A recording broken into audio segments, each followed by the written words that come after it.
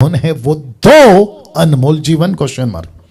जी हां, कुछ लोगों ने गैस कर लिया होगा और अगर आपने सही गैस किया है तो अप्रिशिएट करता हूं। जी हां, वो दो अनमोल जीवन में से पहला विश्वासी, दूसरा अविश्वासी।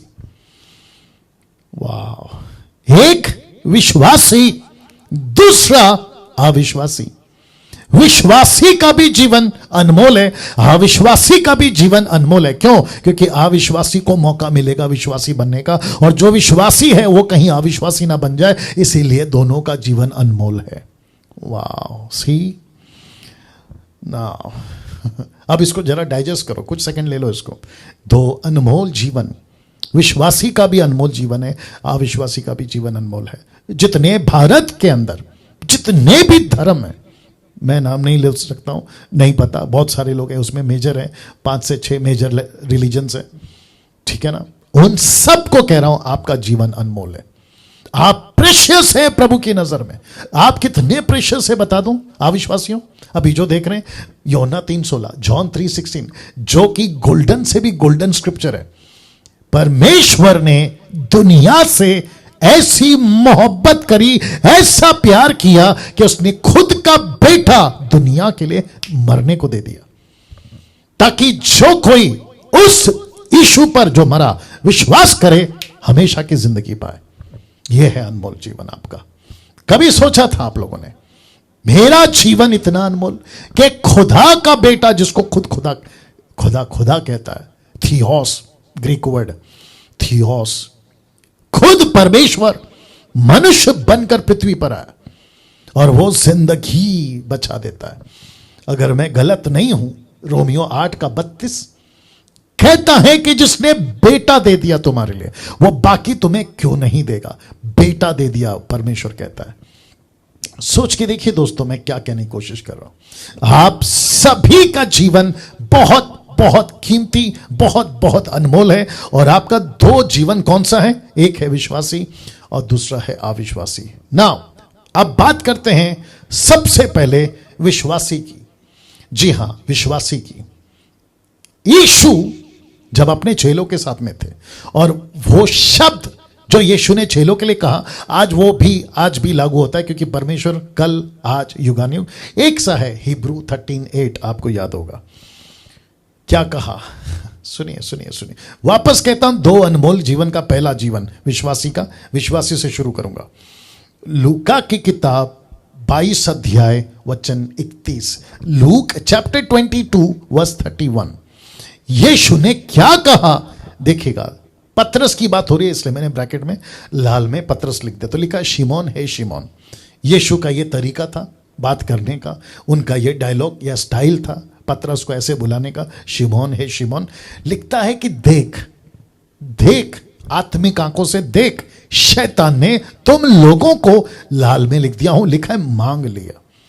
तुम लोगों को उसने मांग लिया, जैसे ओल्ड टेस्टमेंट में अय्यूब को मांग लिया था ना, वैसे ही उसने तुम लोगों को मांग लिया कि गेहूं की नाई फटके। माय गुडनेस, इस वचन से आज पवित्र आत्मा इस मुख के द्वारा, यानी कि डैनियल राज के द्वारा आप तक यह मैसेज पहुंचा रहा है कि जैसे तब चेलों को मांगा, वैसे ही आज वो मुंबई, नागपुर, पूना, पंजाब, गुजरात, आंध्रा, कर्नाटका, तेलंगाना, आपका बेंगलोर, आपका कलकत्ता, झारखंड, रांची, लखनऊ, आपका जो भी बंगाल, नेपाल, पाकिस्तान, आपका विश्व, इन सब को कहता है मैं दो अनमोल जीवन को ले रहा हूं और उसको अपने छत के नीचे लेकर आऊंगा। छत का नाम है गलत शिक्षाएं, और उसकी 4 पिलर बनाकर अपना राज्य चलाऊंगा। एक है व्यभिचार, दूसरा है मूर्ति पूजा, तीसरा है लालच, और चौथा है नशा। और इसके चलते उसने कहा मैंने तुम लोगों को मांग लिया। यीशु बोल रहे हैं। उसके आगे का 32, 33, 34 आप लोग जानते हैं कि मैंने तेरे लिए प्रार्थना किया है, जब तू सुधर जाए तो अपने भाइयों को ठीक करना। मेरा वो अभी विषय नहीं है, लेकिन आप लोगों को यूं ही बता दिया। लेकिन मुझे सिर्फ इतना चाहिए कि उसने मांग लिया। तो इसका मतलब है कि जैसे आपको पतरस का 5:8 पढ़ाया था, वो ताकता रहता है, वो ताकता रहता है, वो वेट करता है, वो शहरों को घूमता है, नगर घूमता है, गांव घूमता है, गली घूमता है, और वो जिसको भी देखता है visible force and invisible force के माध्यम से, अपनी सेना के माध्यम से वो घूमता रहता है। और अगर विश्वासी को अगर उसने पकड़ लिया या मांग लिया, तो वो अपने राज्य का 4 पिलर में से एक पिलर बनाकर अपना राज्य चलाता है। अभी भी वाह, कभी सोचा था? या सोचिए। तो जितने भी अभी 1750 लोग लाइव देख रहे हैं, मैं आप सभी को कहना चाहता हूं कि आखिर तक बने रहें और शेयर करना नहीं भूलना अभी भी, और जब वीडियो अपलोड होगी तब भी मेरे साथ बने रहें। ऐसी बातें मैं फिर कहता हूं बाहर नहीं मिलेगी। अब ये फोटो देख लो साहब, ये फोटो देख लो। जी हां, मैं कुछ सेकंड इसको रख रहा हूं, और मुझे खुशी है कि ये फोटो मुझे गूगल से मिल गया और मुझे मेरे मैसेज से ये फोटो कनेक्ट हो रहा है। आपको पता है, लूसीफर आपके कानों में, मेरे कानों में, विश्वासियों के कानों में, लड़का लड़की मसीहों की बात कर रहा हूं क्योंकि मैं भी पहले अनमोल जीवन में हूं, वो है विश्वासी, आकर फुसफुसाता है। पता है क्या? उसके 4 पिलर को लेके वो कहता है व्यभिचार का जीवन खूब मजेदार है, मूर्ति पूजा का जीवन खूब मजेदार है, लालच का जीवन खूब मजेदार है, नशे का जीवन खूब मजेदार है। ऐसे करते हुए वो आपके कानों में 24/7 ऐसे फुसफुसाते रहता है। और उसके पास में माध्यम बहुत है सर आजकल। मैं कुछ तो बाद में भी बताऊंगा, लेकिन अभी क्योंकि बात निकले तो बता देता हूं। सबसे पहला है आपका टेलीविजन, टेलीविजन के माध्यम से वो इतनी सारी चीजें आपके कानों तक पहुंचा देता है कि आप सुनते हैं, देखते हैं, उसके ऊपर अमल करते हैं। वो चाहे बॉलीवुड, हॉलीवुड, टॉलीवुड या फिर न्यूज चैनल हो या फिर कोई और मनोरंजन का प्रोग्राम, आपका जो जितने भी रियलिटी शोज चलते हैं वो कोई भी तरीके से, और जितने भी धार्मिक चैनल चलते हैं, मैं उसकी भी बात कर रहा हूं, इन सभी जगह से वो आपके कानों में फुसफुसाते रहेगा और आपको मजबूर करेगा कि उसके राज्य के कोई एक पिलर तुम बन जाओ, तुम कोई एक पिलर बन जाओ। आपका नाम रखो क्रिश्चियन वाला, मुझे उससे कोई फर्क नहीं कौन शैतान बोलता है। आप हाथ में बाइबल पकड़ो, लेकिन मुझे उससे कोई फर्क नहीं पड़ता। आप संडे टू संडे चर्च भी जाओ, मुझे कोई फर्क नहीं पड़ता, लेकिन मेरे राज्य के पिलर बने रहो। इसको कहते हैं उसने अनमोल जीवन, यानी कि पहला विश्वासी का अनमोल जीवन को आहार कर लिया, मतलब शिकार कर लिया। ऐसे आता है कैसे पास्टर डैनियल? मैं आपको बीच में रखता हूं कुछ वचन को। इफिसियों की किताब उसका 6वां अध्याय वचन 13 लिखा है, इसीलिए परमेश्वर के सारे हथियार बांध लो कि तुम बुरे दिन में सामना कर सको और सब कुछ पूरा करके स्थिर, स्टेबल, मजबूती से खड़े रह सको। किस लिए? इसलिए, पहला लाइन देखो, इसलिए। ऐसी क्या बात है? क्योंकि 12 में आप जानते हैं, कहता है कि हमारी लड़ाई है, इसीलिए हथियार बांध लो। कौन सा हथियार है? टोटल 6 प्रकार का, आप जानते हैं उसके आगे, लेकिन सबका कनेक्शन किससे पता है? वचन से। तलवार वचन, उद्धार का टोप वचन, झिलम वचन, जूते वचन, ढाल वचन, या समझिएगा बात को। तो वापस आते हैं आपके बीच में, कहता है, मैं रख रहा हूं फोटो, फुसफुसाता है। और अगर आप यहां से मजबूत नहीं है, आप अगर यहां से ताकतवर नहीं है, आपको अगर यहां पे परमेश्वर का वचन अगर नहीं दिया, आप उसके फुसफुसाहट में फंसकर, रिपीट करता हूं, उसके फुसफुसाहट में फंसकर आप किसी 4 पिलर में से एक पिलर बनके उसके राज्य को चलाते बैठोगे। अनमोल जीवन खत्म हो गया, अनमोल जीवन खत्म हो गया। यह फाड़ खाया आपको खत्म कर दिया इसने। मेरा आज का मैसेज, आज का यह प्रचार, अगर ऐसा कोई है जो उसके राज्य का ऑलरेडी पिलर बन गया है, मैं आपको कहना चाहता हूं, यीशु की ताकत आज भी है, यीशु का लहू आज भी है। यीशु के नाम से इसको डांटो और वो पिलर से बाहर निकलो और अपने जीवन को फिर प्रभु के पास में लेकर आओ। आपको परमेश्वर पहले से ज्यादा इस्तेमाल करेगा। यहां इस बात पे आप ताली बजा सकते हैं जैसे आपको ठीक लगे। Wonderful Jesus. तो इस वचन के मुताबिक आपको प्रभु का वचन कहता है, होशियार रहो, हथियार बांध लो ताकि तुम बुरे दिन में सामना कर सको। इसी का पैरेलल स्क्रिप्चर इफिसियों 5:16, लिखा है अवसर को बहुमूल्य समझो क्योंकि दिन बुरे हैं। यहां क्या लिखा है 6:13 में? दिन बुरे हैं या बुरे दिन हैं। यहां क्या लिखता है 5:16 में? क्योंकि दिन बुरे हैं। अब इसको देखिए, पहला 2 तीमोथी 3:1, वह पर यह जान रख कि अंत के दिनों में कठिन समय आएंगे। ये सारे वचन किस तरफ इंडिकेट करते हैं, किस तरफ इशारा करते हैं? कभी सोचा है? आपको आदत हो गई है ना ब्लेसिंग वाले वचन को पढ़ने की, आशीष वाली बातों को सुनने की, आशीष और चमत्कार के जो प्रचारक है ऐसे प्रचार सुनने की, लेकिन आपको नहीं पता सर, आप लोग उसके राज्य के पिलर बनते जा रहे हो। देख लीजिए, आप उसके राज्य के पिलर बनते जा रहे हो। आप चर्च जाते हो सफेद कपड़ा पहनकर, कानों में कोई सोना नहीं है, गले में कोई सोना नहीं है, आप खुद को ऐसा पवित्र बना के जाते हो, लेकिन उसके बाद आपका जीवन कैसा है, ये 4 क्षेत्र में कहीं ना कहीं आप उसके पिलर बनकर उसके राज्य को चला रहे हो। कभी सोचा है? कभी सोचा है? फेसबुक और यूट्यूब वालों, कभी सोचा है? मैं वापस कहता हूं, लूसीफर 24/7, मैं रखूंगा वो स्लाइड, 24/7 उसका एक ही मकसद है, कैसे भी करके इन मसीहों को जो यीशु के पीछे चल रहे हैं, बाइबल बाइबल, खरी शिक्षा यीशु का राज्य करते रहते हैं ना, उनको कैसे भी मैं खींचूं, उनको कैसे भी मैं अपने राज्य का पिलर बनाऊं और उनको खत्म कर दूं, टोटल खत्म कर दूं। ये उसका प्लान है।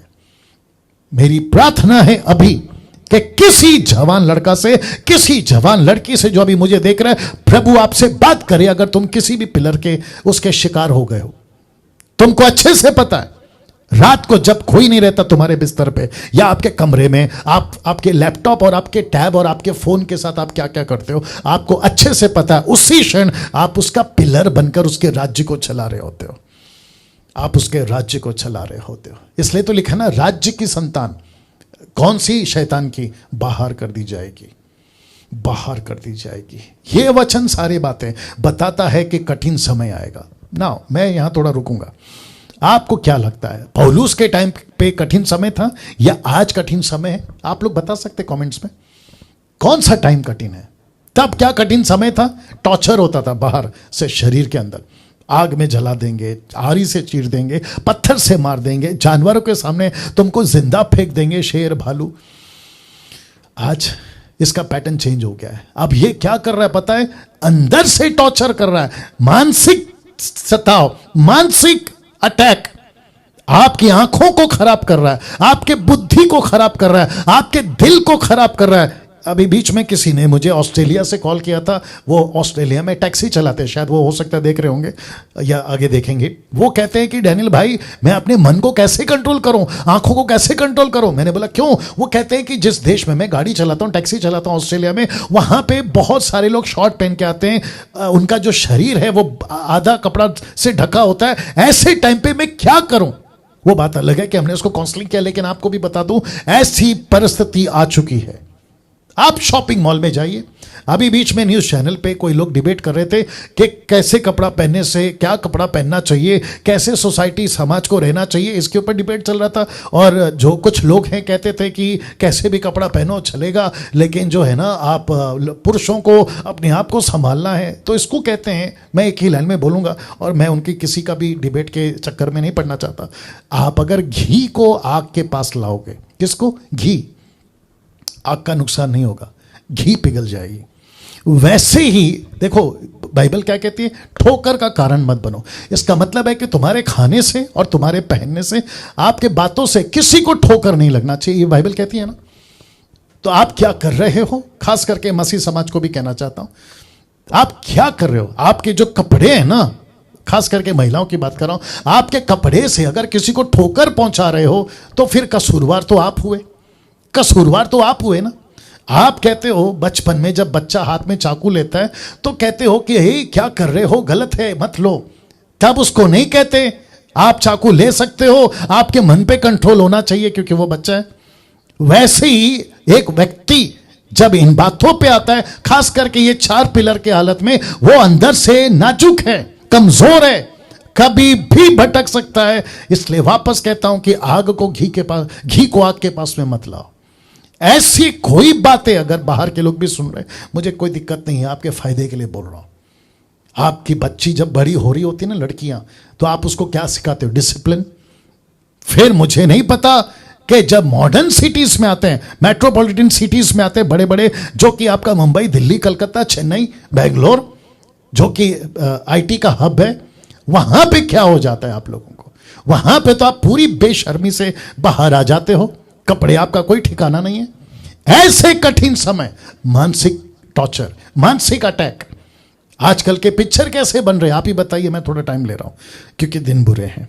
आजकल के पिक्चर कैसे बन रहे आप ही बताइए। ऐसा कोई पिक्चर नहीं बनता जिसमें आइटम सॉन्ग ना हो।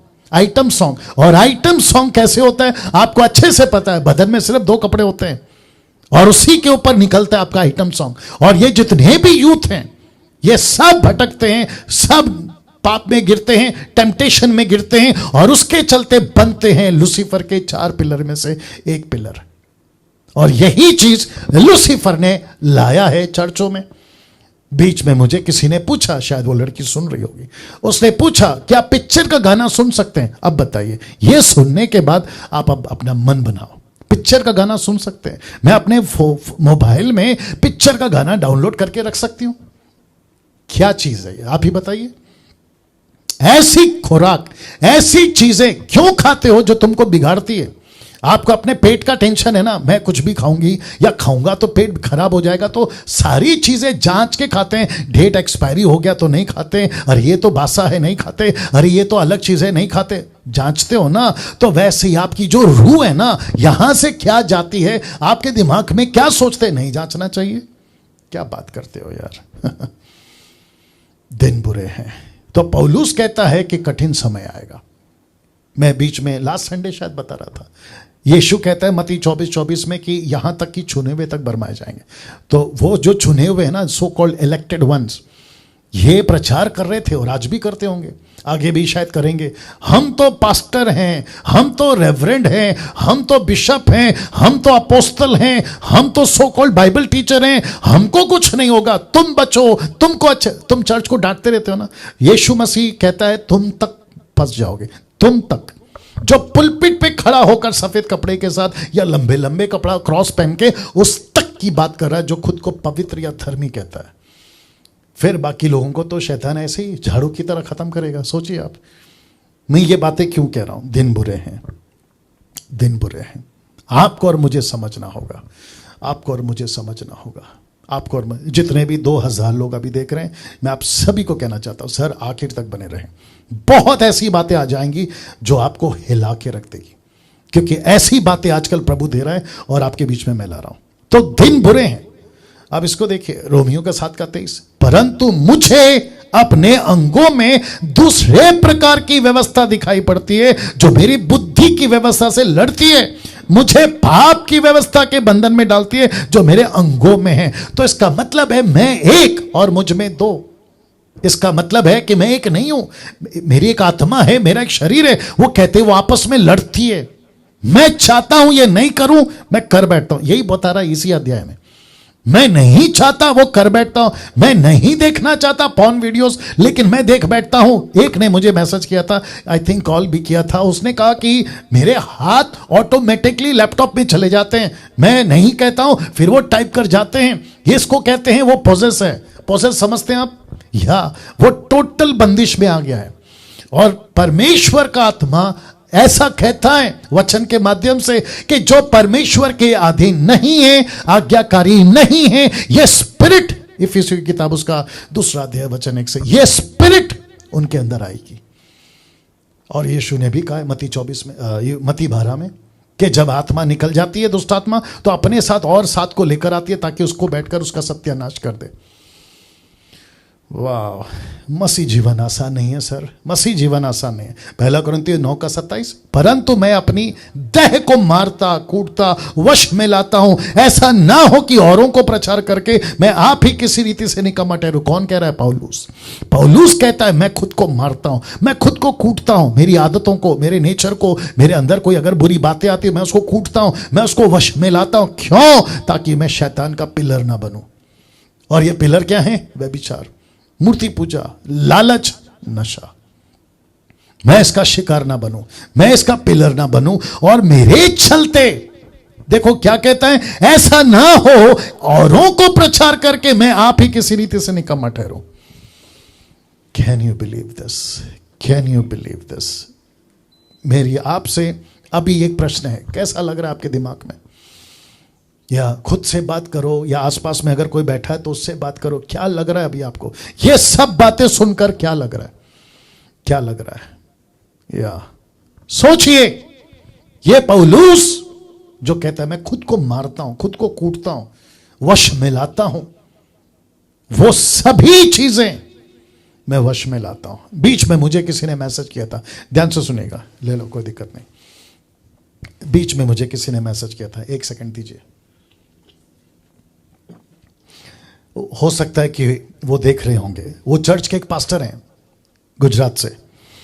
वो कहते हैं मेरी शादी नहीं है, मतलब मेरे पास पत्नी नहीं है, और मैं प्रतिदिन पाप करता हूं, प्रतिदिन, मेरी शादी करा दो।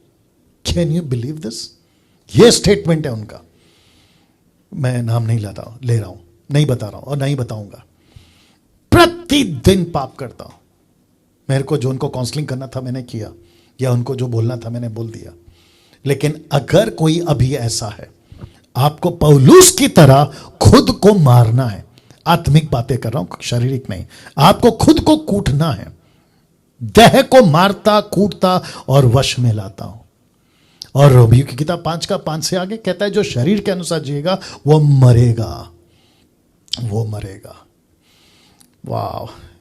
मैं यहां पे इसलिए अटक गया हूं क्योंकि पवित्र आत्मा इस वक्त मुझसे और आपसे बात कर रहा है। क्योंकि जिस सोसाइटी में आज हम रहते हैं, वो सोसाइटी इतना वल्गर हो गया है। ये सोसाइटी या यहां की बातचीत, मैं आपको बताऊं, छोटे छोटे बच्चे 7-8 साल के गाली के सिवा, बाहर की बात कर रहा हूं, गाली के सिवा बात नहीं करते हैं। ये है सोसाइटी।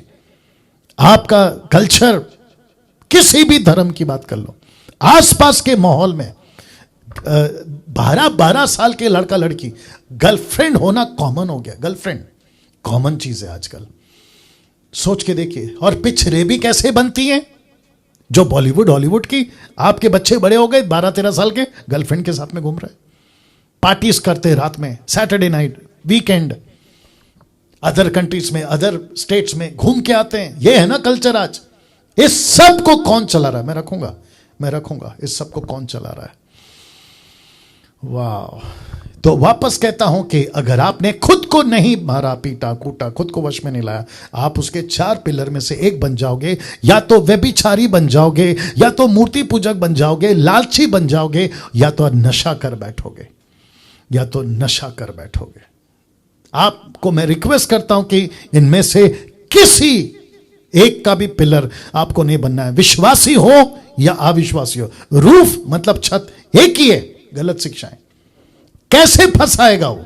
ये 4 पिलरों में कैसे फंसाएगा वो? एक ही रास्ता, एक ही रास्ता। शैतान का लक्ष्य क्या है?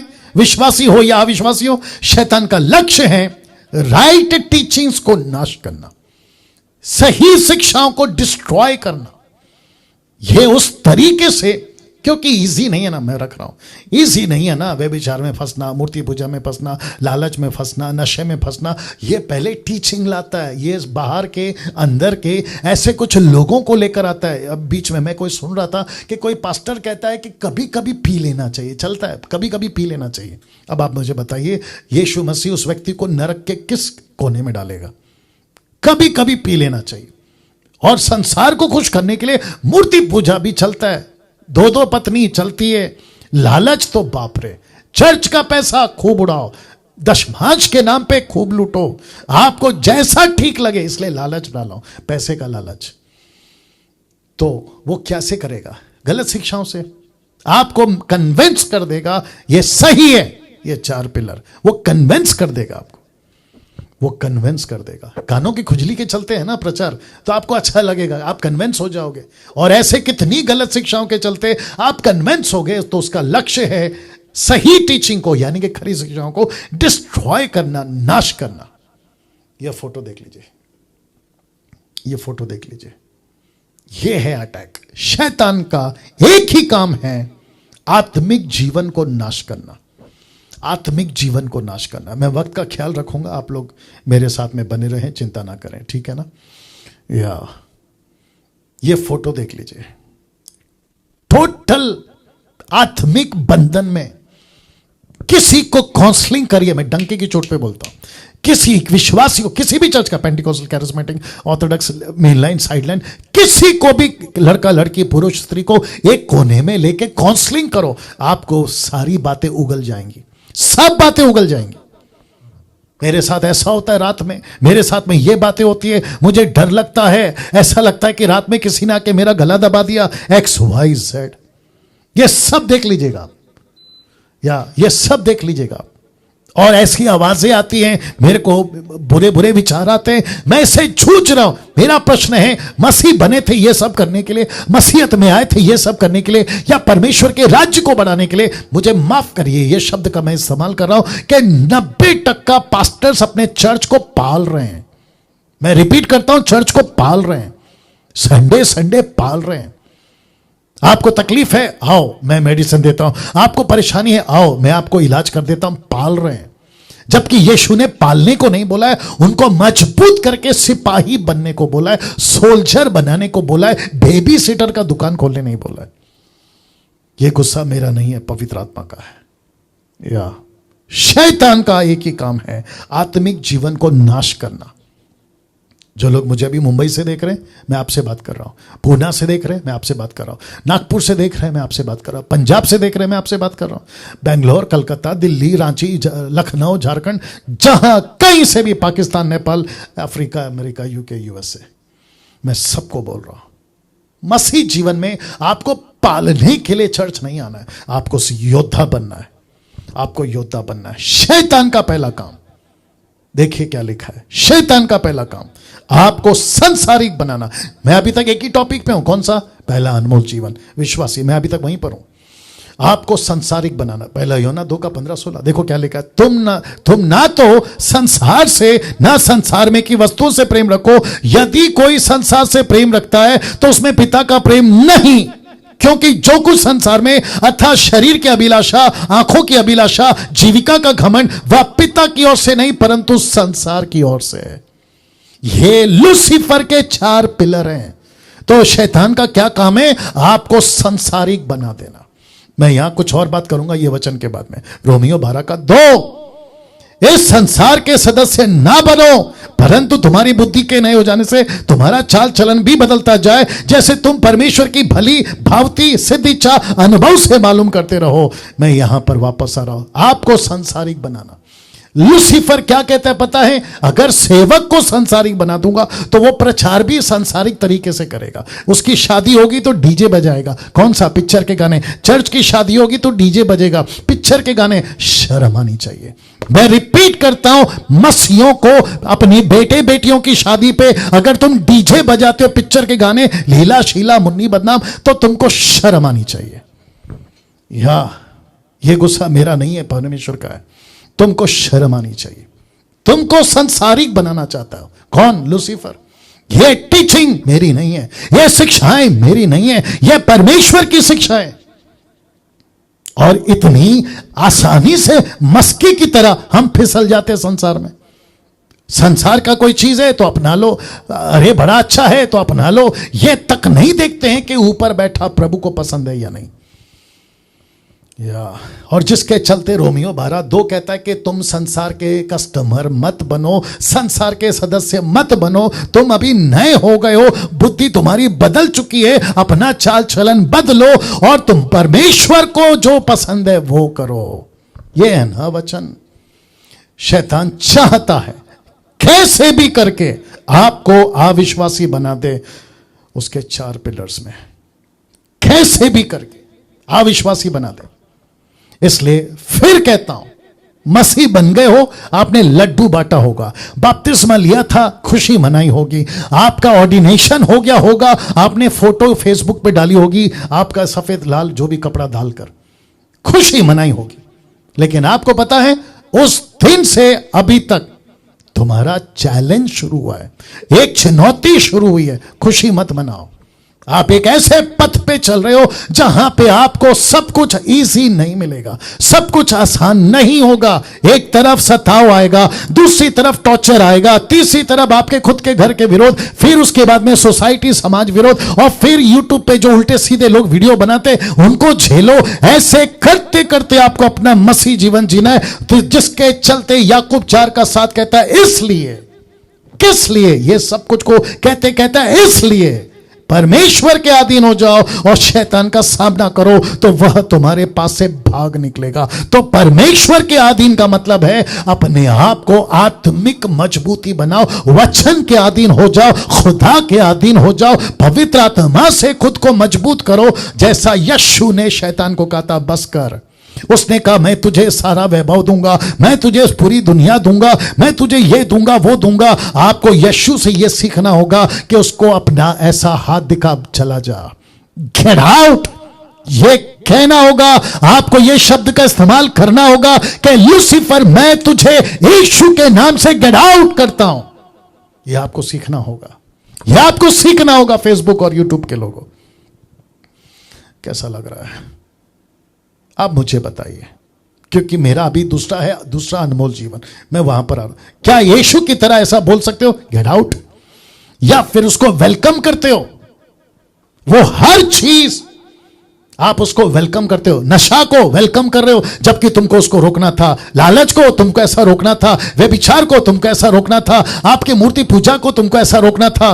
यीशु का हाथ देख लीजिए, लेकिन वो तो दे रहा है। कौन? शैतान तो दे रहा है, ले लो, देखो ना, ये राज्य दे दूंगा, पैसा वाला बना दूंगा, अमीर बना दूंगा। तुम्हारे शरीर में तुमको जो भी इंजॉयमेंट चाहिए वो सब तुमको दे दूंगा, वो सब तुमको दे दूंगा।